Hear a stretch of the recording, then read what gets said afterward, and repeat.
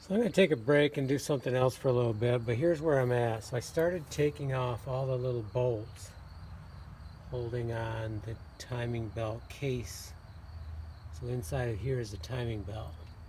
And there's a bunch of them. So I thought, well, first I'll line them up over here and I'll remember which way they're going and everything. And about 3/4 through it, I'm starting to get worried that they're all different. And my logic, I may forget my logic, and plus it's very difficult because you have outside perimeter, then you have inside perimeter here. And they're all varying. Some are small, they're just all over the board. So I decided I better do what I had seen someone else do on YouTube, and that is draw it out and put the bolts in the spots as I take them out. So this is what we have.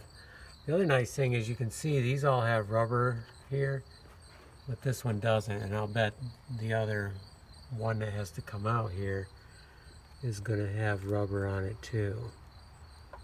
So I think somehow the rubber got off that one, which is interesting because I never thought the timing belt was changed, but I don't know what other reason they would have had to take that off and the rubber come off. It was tight, so it wasn't like the rubber came off and the nut was loose, the bolt was loose. It wasn't, it was tight.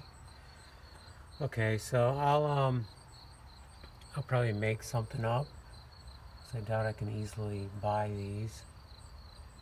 Or maybe I'll buy a whole set. I don't know. I mean, pretty hard and they're pretty cracked. So maybe buying a whole set would be a good idea. But either way, I want to make sure I have the bolts in the right order. So I'm going to take a break now, and then I think what we have to do is I got to watch the video, but we got to get this bar out of the way here so we can take this case off.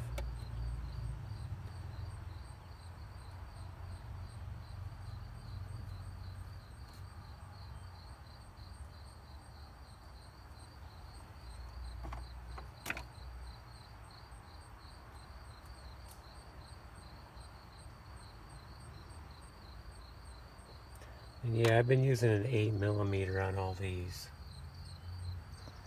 Okay, let's take a break.